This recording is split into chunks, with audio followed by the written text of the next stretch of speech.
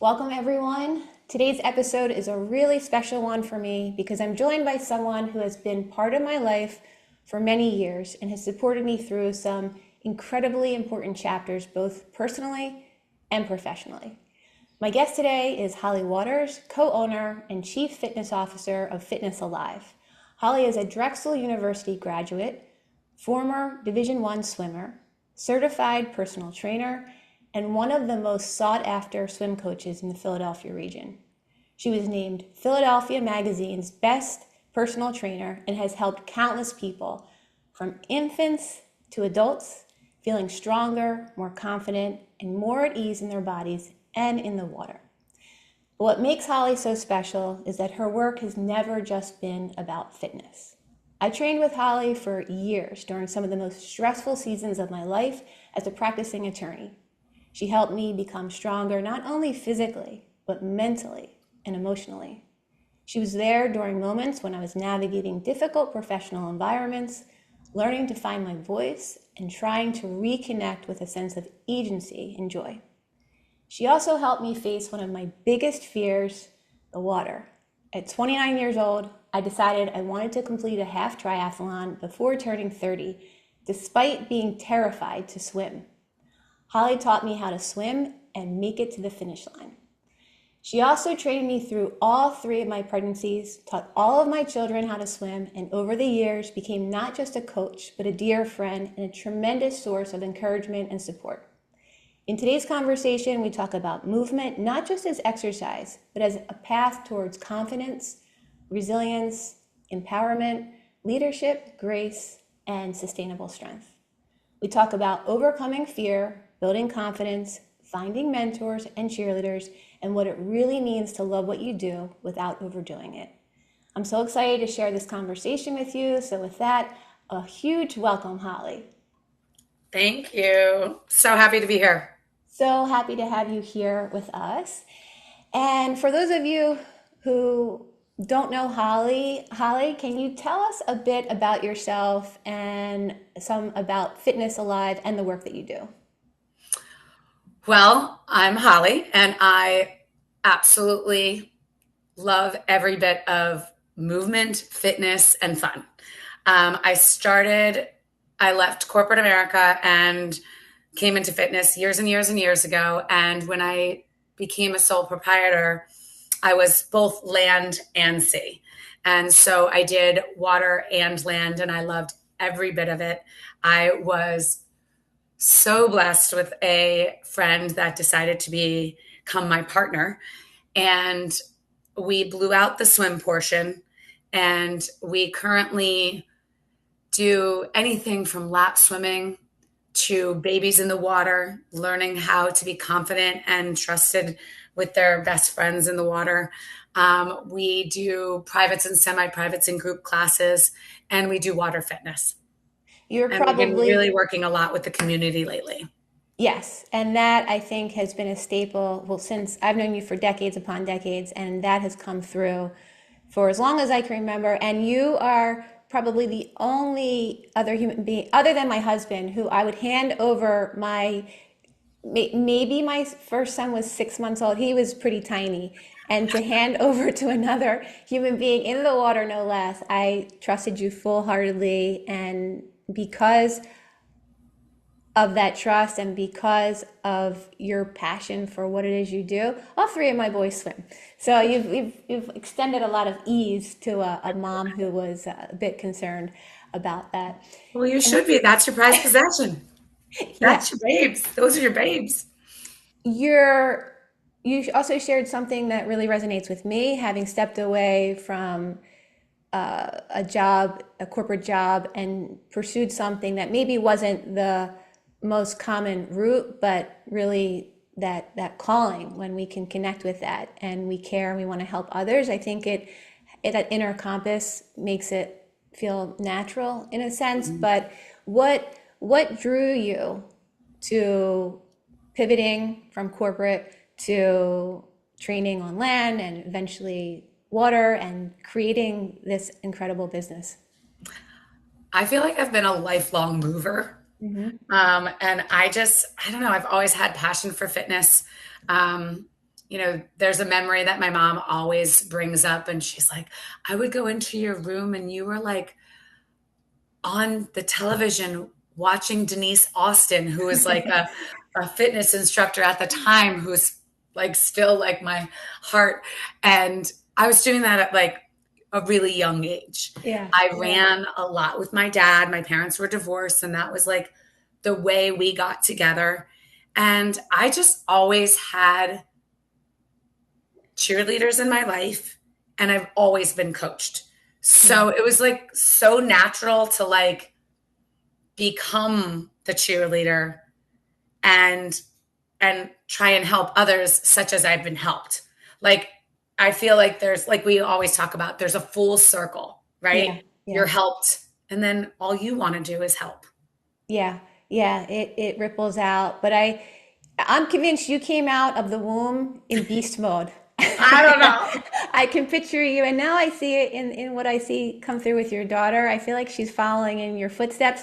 But just to give people like a little backstory, at the time we were both living in the city, you and we would come from different necks of the woods in the city. Well, not really woods, but from the urban, from the areas of the city, and it didn't matter if it was torrential downpour, if it was like negative 15 degrees, there could have been ice covering the ground. You're always badass. We were both getting on our bikes. Yeah, you were getting on Leaving. your bike too. So We no. both did. We Yeah. were. I think it takes a certain hardwiring, but also the coaches in our lives and the inspiration, much of which I got from you. I think it went both ways. The energy that was very much exchanged between the two of us. But I've always admired that about you, that you're dedicated, you're committed to being that rock for others, and maybe that's from you had that in your life, and so that's something that you want to channel and give to others. I also really, really appreciate how you're more than just a trainer. In my life, it wasn't just about the physical fitness, even though like you, I think maybe I came out of the womb doing a little cha-cha, like I've always loved to dance, and movement's always been really important to me, and I don't think I ever take that for granted. But what I've always appreciated about you over the years is it wasn't just a trainer or coach client relationship, that there was always this other layer, the emotional piece. And that was so helpful for me because I didn't have like a nowadays. I mean, we're going, let's see, we're going back like 20 more than 20 years now, but nowadays I feel like it's so commonplace that there's executive coaches, life coaches, physical coaches, but I you embodied all of that for me and helped me to work through some of the most challenging times in my life, from working with difficult bosses, challenging attorneys, and different things that came up in my personal life. So I'm curious, has this always, this quality of yours to be able to connect with others and understand the emotional stress that people carry, have you always been in touch with that? I think so. I think Yeah. so. Yeah. I do believe that when I was in school, I went to school for engineering and then was like, oh my gosh, I don't like these circuits. What is going on? And, I went over to just business undeclared and finally decided, but I was at the stock exchange for a while. And the one thing that everybody said was, you really know how to wrap your head around a person. And I think that that is something that I actually love. Like, I love to be able to know when I can push, when I need to take a pause, and when people are having different feelings. And just like what we talk about with our Fitness Alive motto, like building confidence in and out of the water, Yeah. I do believe fitness can build confidence everywhere. Yeah. Because if you do something challenge and vice versa. Yeah. Like if you do something challenging and are proud of yourself, Yeah. that pride can take you to the next step somewhere else in your circle. 100%, 100%. And I'll share in a moment, we can transition to how that sort of showed up in my own life. But I think you're right that, or the people that you were working with at the stock exchange who pointed that out to you, and I imagine many years before and after, but the ability to read a person, and then you have a way of gently sort of nudging someone, like you plant a seed. You just ask a question. It's not like you take over and tell someone you should do X, Y, and Z. But in my case, I think I was so caught up and overwhelmed in sort of keeping up with the pace of life and working in an environment that just didn't feel as nourishing as I wanted it to feel. I wasn't able to kind of see clearly. And you were so perceptive. You were able to listen, which is in and of itself a gift, as you were killing me with the different sets of exercises and planks and whatnot. But that sense of connecting and listening, and then just planting a seed so that somebody could become more aware of how they maybe were getting in their own way, or how they were holding themselves back. And then, to your point, that sense of confidence, you helped me to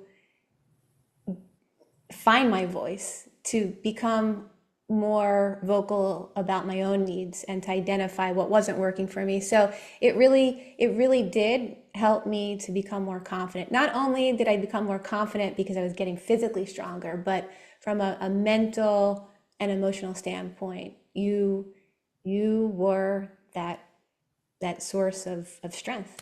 So I Well, have to thank you. acknowledge that.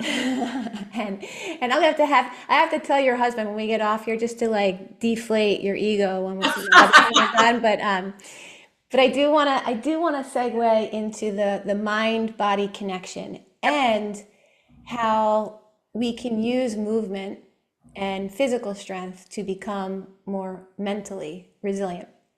And that showed up for me in working with you to face one of my greatest fears, which was the water.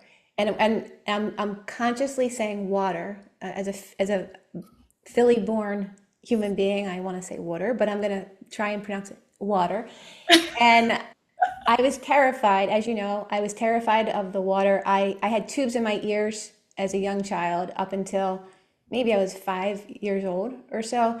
So by the time I was able to even like put my face or my head in the water, my peers, my friends, they were all swimming away and doing their thing. And I was so petrified to even have to try and figure out, how do you breathe with the head? Like, what's this turning action? So I know that you've worked not only with other adults like myself who want to learn later in life how to swim, but you work with human beings of all ages, children as young as 6 months or maybe even younger, and adolescents. But I'm curious to hear from you what the process is like in helping, from, I know it's like from my end, but what it's like from your end in teaching human beings who are fearful of the water to overcome that fear. I think it's understanding feelings first, Mm-hmm. right? Um, we always have like talks before our semesters, and I remind the instructors and myself all the time, you're not there to teach swimming yet. Mm-hmm. You're there to gain trust. So if you gain trust first, gain a friend second, then you could probably teach somebody something. Mm. And for me, I if somebody has a story such as yourself, Yeah. this makes all sorts of sense. Mm-hmm. If somebody has a story that I just never did it, so I have a fear of it. I try to make them understand that fear is a feeling, right? Yeah. sometimes it's not the fear of the actual thing you are trying to do, but it's the fear of the unknown, right? Yep. Yep. So if I don't know how it's going to be, I kind of fear it. I'll be honest, this summer, I'm fearing it. I'm using that word and I know that's the wrong word Yeah. because Yeah. it's the fear of the unknown. I don't know how this summer is going to work with this, with work, with with the kids and the camp and the this and the that. So I have this like, whew, because Mm-hmm. Mm-hmm. I don't know how it's going to go. Right. Right. But how do we learn? And how many things have we learned in our life? Yeah. It's unbelievable how many things we've learned. And how do we learn? Right? So we sometimes, usually, we observe first. Mm-hmm. And that observation might be overwhelming, but we observe until we feel ready to do. And then do we do it? No, no, because we have to have help, Yeah. right? So I might show you how I do it. I might ask you to do it. I might tell us to do it together. Yeah.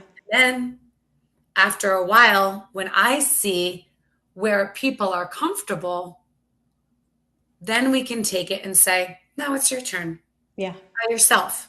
So I Mm-hmm. always even say it with anyone from 3 years old who can actually like understand my words. Okay, I'm going to do it. I'm going to rotary your arms first. Yeah. Yeah. Then I'm going to hold your belly and you're going to rotary your arms second. And now you've got that. So why don't you do it on your own? Yeah. Right? Yeah. Because there's a learning process. Mm-hmm. And if you don't have patience with the learning process or patience with the way your friend is learning, then there's no success. Yeah. And you have a lot, Because you, at least with me, you had a lot of patience, I found. I think a lot of people learn the ABCs first, Yeah. and a lot of people learn the one, two, threes first. Yeah. So you can't be stuck on somebody doing a back float first or Right. stuck on somebody putting their face right in the water. Right. Because guess what? I've got a lot of swimmers that can swim across the pool with their head up.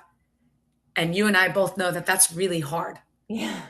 Yeah. You're training for water polo right there. No, it's I mean, I feel like a lot of what you're sharing, it's basically like mindfulness on water and having that patience and that trust. I didn't just want to learn how to swim. I wanted to learn how to swim at 29 for a reason. I wanted, in order to help me get through a really tough spot professionally, I needed something outside of the workplace that was going to help me instill those qualities. That I could feel more confident, I could get stronger. And for me, I wanted to work towards something, so I decided I'm going to do the Philly half triathlon. Yeah.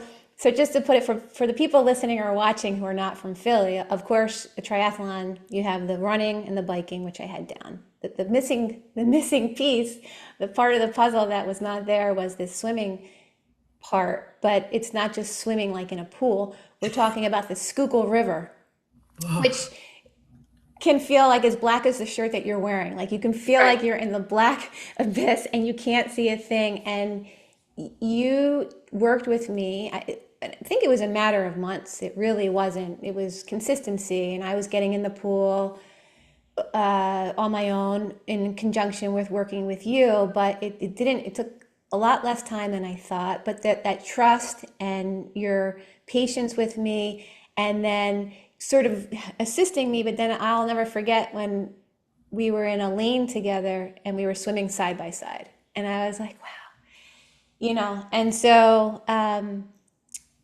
yeah, no, it's just as I haven't like slowed down to think back of all those little pieces, but it's made such a difference. So I think you were always kicking ass in your full circle, work, relationship, all the things. But at work, you weren't getting the pat on the back that you deserved, the wow, right? yeah, So a lot of the times we we looked for that somewhere else, right? Yeah. And man, did you get that when you did that triathlon? Because you were like, oh, I did that. And I don't need anybody to tell me. I know I did great. Yeah, yeah. But as you're saying this too, something else that's coming to mind is not only did I get that, but what you helped me to identify is what I was telling myself. I was able to recognize in working with you how I was holding myself back from learning how to swim. I had this inner narrative and it just kind of took me down a rabbit hole. And that sort of pattern way of thinking, catastrophizing, it's not even, I mean, it's thinking, but not in a positive way. You Yeah. helped me to kind of shake that up and look at it from a different angle. And the more and more I got a taste of, okay, I got this, the more that showed up in other ways, it carried back into the workplace so that I could then identify how I was actually holding myself back Hmm. and how, like, the Sunday scaries that weren't just on Sundays, it was a routine thing. Sure. What that inner narrative was leading my life, whereas I could connect with my inner resources with your help, and I grew stronger because of it. So all these things you're reminding me of. I know. It's so strange, right?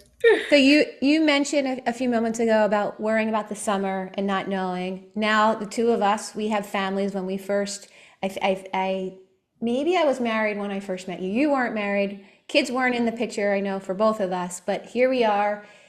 We are in the thick of motherhood. We do it all. We do it well. And offline, you said something to me that really hit home, which is loving what you do without overdoing it. So if you could share with us what that means to you. So we all know you know what? We will always be able to overdo it. We will always be able to overdo Yeah. it. But we present ourselves differently now if we overdo it. Hmm. Um, as a younger self, I would overdo it and I would just swallow it and know that I was overdoing it. Yeah. But now I can feel the overdoing it coming on Hmm. Hmm. and really, really look at it in a different way because I know I'm not going to present myself properly. Yeah. And at this point in my life, I think as I get older, I don't think about people judging anymore. Like I am who I am, and I'm proud of myself. Um, As you but should be. but I could tell myself that I'm not showing up as a mom right now because I'm overdoing it in a different spot in my life. Hmm. Hmm. And I'm saying yes to too many things on a Saturday, or I'm saying too many things for a semester of a swim term. Now, I've gotten so much better at it. And it's actually, and I'm sure you feel this way, easier as we have the children because you can't say, I can do that at 3 o'clock because at 3 o'clock, oh, I already have to pick up a child. Yeah. Yeah. Or I can't do that at 6 o'clock in the morning because my husband's not home from work yet Yeah. and my children are still sleeping, so I cannot leave the house. Right. So I think as I've aged with the overdoing it process, I've learned and I've watched my children overdo it, right? Yeah. And so I think we're learning from all these aspects of overdoing it and just not being, yeah, we're all going to be great at what, like, I love swim lessons, but my patience might not be there if I'm overdoing it. Right. Right. But my actions at the end of the day might be not be great when I'm overdoing it. Right. So I think there does need to be a healthy balance, and we have to know where our healthy balance is today Yeah. And that and communicate that to maybe like Joel in your life. You know, yeah. like you Yeah. communicate to the person that needs to know, like, today I've said yes too much Hmm. Hmm. and I'm going to need some grace on myself and I'm going to need some grace from you. Yeah. Yeah. And being able to ask for help is just such a beautiful thing anymore. It really is. And I think it can be hard, especially for we women who do it all. Mhm. But extending grace to ourselves is huge is because I think we can be so incredibly hard on ourselves, and in trying to juggle it all as much as we do, we'll we'll do a really good job of beating ourselves up for not doing one thing, even though we did 2 dozen other things. Or, as you're sharing, we took on too much and we're like, oh, here I am again, or I lashed out because I am so overtired or exhausted. But I do think there's when there are children in your life, and it's not just with children. It could be, if we're those we care for, maybe parents, Absolutely. but Parents, pets. But they create these built-in boundaries so that we maybe would say yes otherwise, but we can't. So that can be helpful, but finding ways to become more aware when we're running on fumes, because if we're not aware, then we just keep perpetuating and taking on more and more. and what's good if you know your body, like you're aware of, oh, I'm tight, Yes. or my heart rate feels off, or Yes. I feel stuffed, but I didn't really eat. I was just gonna say my digestive system, like, 100%. and is the first to let me know. But I think yeah, when we can become more in tune with that, Yeah. that can really help us to structure our days in a way that helps us to be our best self, and to help us to be more patient, professional human being. So And we think about everybody. I think the biggest thing that I try to say probably too much throughout a week, um, manage their expectations, right? Like we want to manage the children's expectations. We want to manage our boss's expectations. We want to manage our clients' expectations.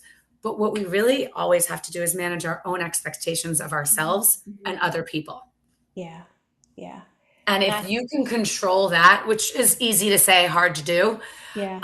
if you can manage your own expectations or at least remind yourself often, I think that really helps with the day to day things and all the good feels throughout that day. Yeah.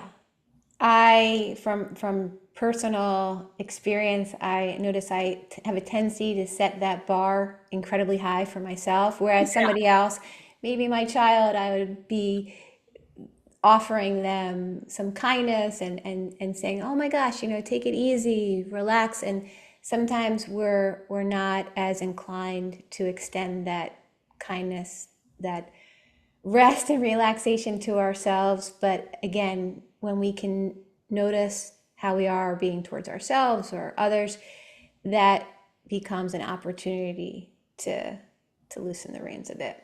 Yeah, I have a friend that just told me that he writes down throughout the week. He'll sit down before the end of the day and write down the three things that kind of went well Mhm. today. Because we're really good at saying what didn't go well. Yeah, yeah, you know?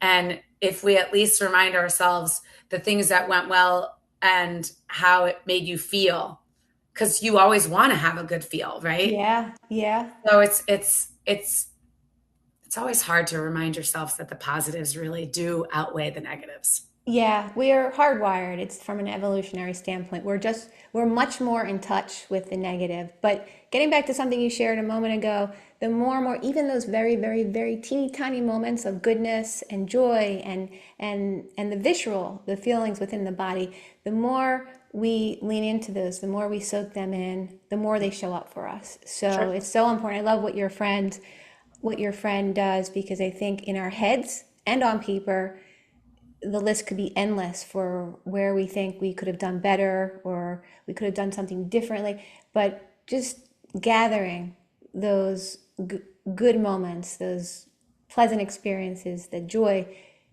and acknowledging them on paper or feeling into them, that adds up in a pretty profound way. It sure does. Yeah. And if you have the knowledge, knowledge is strength, right? Yeah. I Yeah. say it all the time, but like it really is true. Like you will, like if you are aware of what's going on in your world, and sometimes you don't know what's going on in someone else's world, but Mhm. if you do, it does help you to wrap your head around them and help them and also help yourself at the same time. Yeah. Yeah. I want to build on that helping quality, because you also mentioned something to me offline that I found really interesting. I wasn't exactly sure what it was. I had to do a little research, but this term servant leader, Yeah. and I wanted to have you, if you have some time remaining, are you good on time? Can you Yeah. tell us a little bit more about what servant leader means to you? Well, really, I don't love the term. Yeah. Working together makes it better. Hmm. We know it. Yeah.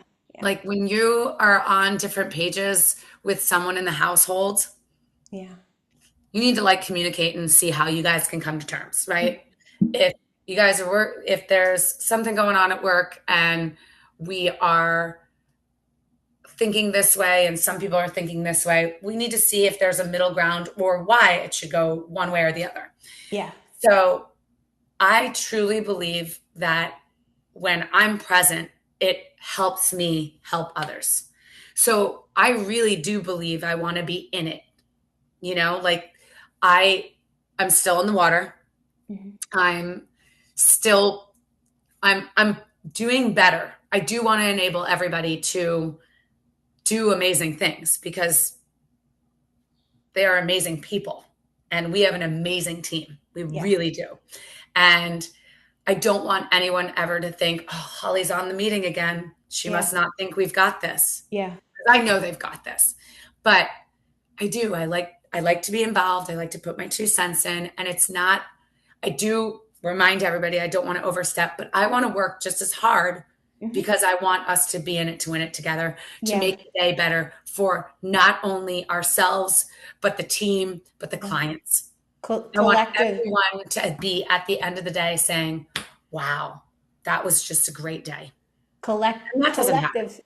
Yeah, what I keep thinking what's coming to mind is collective success. It's not just about you succeeding or you giving somebody tools so they do well, but collectively, how can we all together be our best? Yeah. And I think it's important that I know I mentioned that I think you're an incredible listener, but that mindful communication, that ability to listen deeply, but to also voice what's coming up for you, which I think is so important. So before I have some rapid fire questions for you, I just wanted to ask you a bit about cheerleaders and mentors, having the right cheerleaders and mentors. I find in my life, whether it's my mentor, the mindfulness teachers I continue to learn and grow from, or physical, emotional cheerleaders who really have your back, they're in your corner. Why do you think it's so important? I think I actually talk about this a lot. All of our friends are in different situations, correct? Yeah, So like we all step up in different ways to be a cheerleader, yeah, mentor, whatever. You've got to find what feels good. I find that if I have somebody that I can chat with to go above and beyond and do the right thing, that it will help my day do what I just said, make it better for somebody else. yeah, So I'm not constantly helping others. I want to help myself as well, but yeah, I do believe that full circle is super important. And I feel like if we work together for that, if we could just be well within ourselves, it will help. I mean, I literally say that I'm just cheering myself through life, right? Like yeah, cheering on others. Like yeah, that yeah. is, it's something that I love. Like a high five goes a long way. It A does. handshake goes a long way. A hug goes a long way. A smile. A smile. I don't even know, it's just sort of been coming up, but I've been noticing the positive impact when someone smiles at you, a stranger, and when you smile. I think what you're sharing is reminding me of the importance of ourselves being able to put on our own oxygen mask, that if we're not feeling good physically, mentally, emotionally, then we can't extend outward to others. We can't lift them up. So it comes back to, it's not selfish. It's just taking good care of ourselves. And in turn, when we're more present for ourselves, when we're feeling our best, then we can extend that outward. Absolutely. And if you are trying to be someone's biggest cheerleader and you're not feeling like you've been cheered on, Yeah. Yeah. it's hard. It's Yeah. hard. So, kind of finding the people around you to, I feel like mentor and cheerlead are very much the same, but sometimes you need the facts and sometimes you need the emotions. Mm-hmm. Mm-hmm. And some people can give the facts and mentor you factually, but sometimes people could cheerlead you, Yeah. and Yeah. that's emotional. Well, you checked both boxes, all the boxes for me. So You're so sweet. Oh my thank you. Thank you. All right, you ready? We're gonna do some rapid fire questions here, 30 seconds, just a Are quick. you serious? What if I like blank? You, Can I go pass? Pass. you can. No pressure here, but I think you're Okay. gonna nail this like you do with everything. Okay, you ready? Ready. A movement practice everyone should try. Breathing deeply. Ooh, I like that. One thing people misunderstand about fitness. That it can be fun. I second that. What offers you stability or helps you feel grounded? Ooh, that was a hard one. Because I want to say the things that I can control, but that's a bad answer, right? I can't control Well, everything. Trying to be optional, trying to have steps and goals, and trying to be my best captain solution. oof, like it. Okay, what's one form of movement that brings you joy? Dancing. Nobody ever sees me dance. I dance in the kitchen all the time with the kids. All breakfast. I'm telling Mike that I want to tag on to this episode. He's got to get like a secret camera in the kitchen and send that to me. No. Okay, It'll be funny. It'll be last funny. I'm not question. good. I'm not good. I'm not judging. I'm not very good either. A piece of advice you'd give your younger self. Impress yourself and impress yourself alone. Love it. Okay, I lied. One last question, but this isn't Okay. this doesn't have to be rapid fire. But what does strength mean to you now? Oh gosh.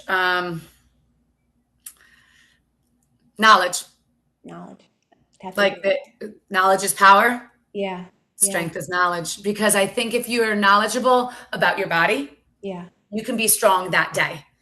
Not every day can I pick up how many pounds, right? Right. Right. Not every day I can take on 15 meetings. Mm-hmm. Not every day can I do 14 projects with the kids. Yeah. If you're Yeah. knowledgeable about what you are that day, Yeah. you have strength in the day.